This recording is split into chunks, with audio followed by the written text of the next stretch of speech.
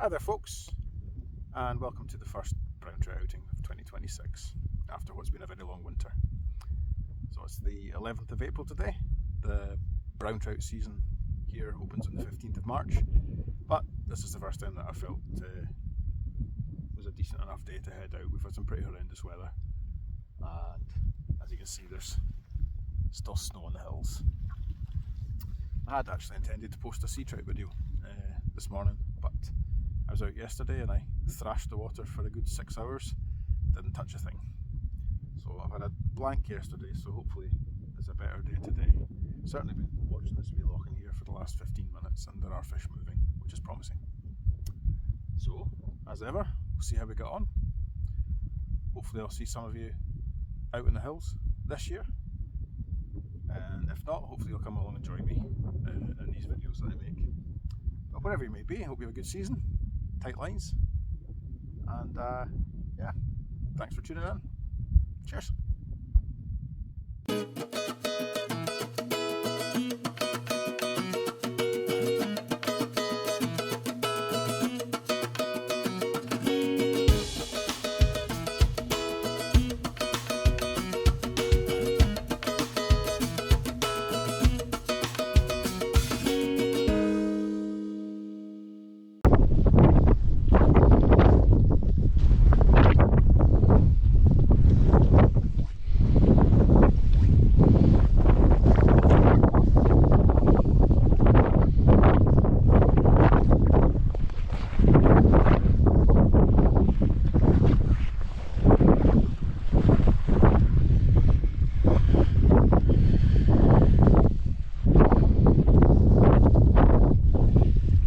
I'd have picked up a fish by now.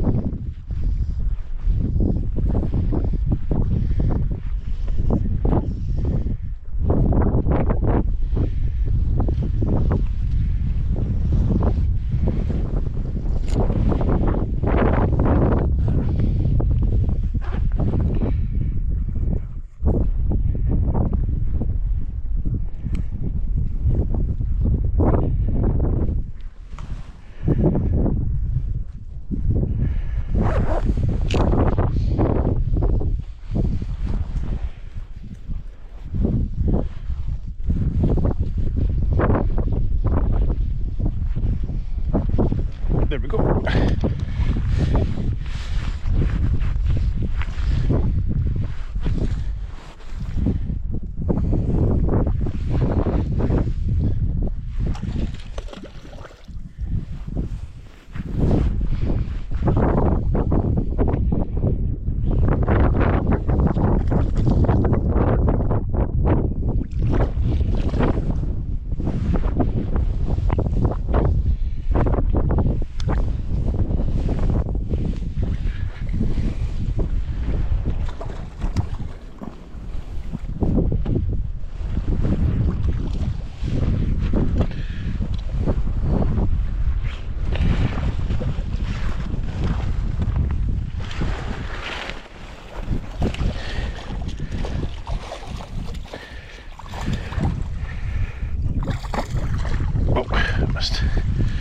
There we go.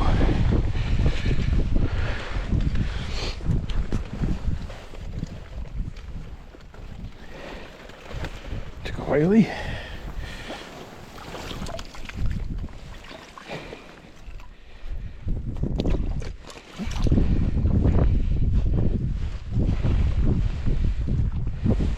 There we go.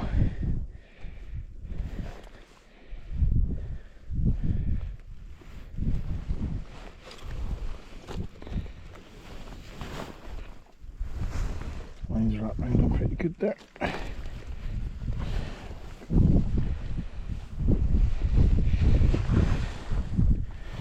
There we go. First fish of the year. First brownie. That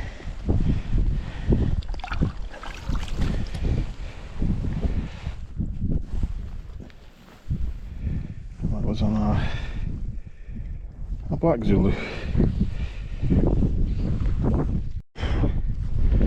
Well, I had to work for that. Fish there. I was going through the different colours of flies and sizes and things off camera, just to see if one thing would work better than another. But in the end, it was a good old Zulu.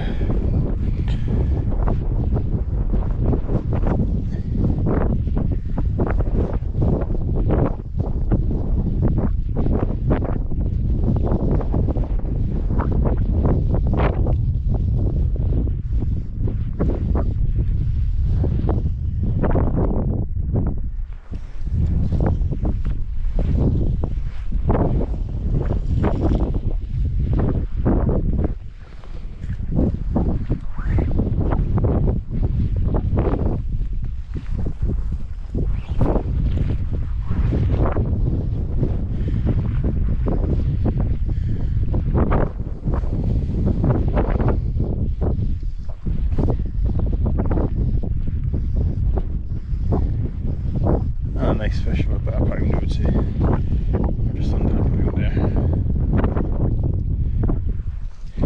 She's welcome.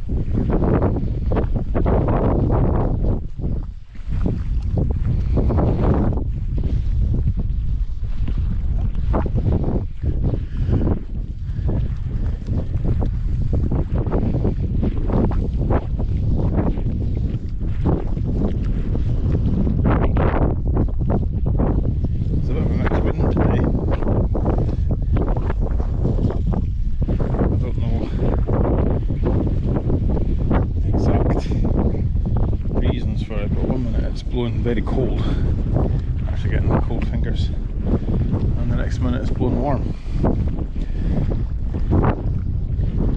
So whether it's just changes in temperature or pressure or what, I don't know, but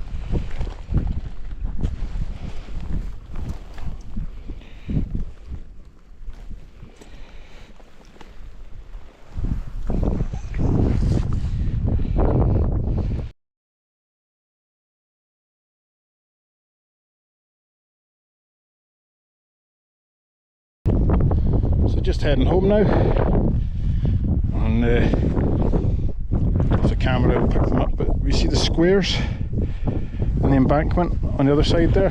There's peat banks where people historically would have cut peat to burn or to turf roof their houses if they lived in black houses, if you go far back enough. Not being local, I don't know how old those ones are, but they look very old when I walked over them earlier on. So they could be anything from 100 to 300 or 400 years old. They certainly look older ones. They've all well grown in, and the ground's filled up again. So you go from possibly a couple of hundred years old to this innocuous looking pile of stones, which isn't a house. So for those that aren't familiar with the geology and archaeology and whatnot up in this part of the world, this is actually what's called a chambered cairn. So it's a burial mound, and it's anywhere between 3,000 and 5,000 years old. So be careful where I'm walking here, because I don't want to dislodge any stones or damage it, so be careful. But yeah, we're looking inside here. This is one chamber of the burial, and there's upright stones which would have gone through to a second chamber. Quite often there were 2 or 3 chambers in these things, and of course originally it would have been covered with stones, and it would have been a light coloured white mound, if you like, on the landscape. It would have stuck out, but it's been robbed at some time in the last 3,000 or 4,000 years. Someone's come up and uncovered it all and opened it up. Not that they found any treasure. Like I say, this is thousands of years old, predates metalwork. The people that built this used stone tools, flint and things like that, so there wouldn't have been any gold or jewels or anything for the people that came up to rob it to find, unlike some of the later ones that you get in this part of the world, which are Viking and Celtic and stuff, which would have had gold in them and precious metals and swords and things. So yeah, very old, and just tucked away in the back of a hill. What a final resting place at views like this.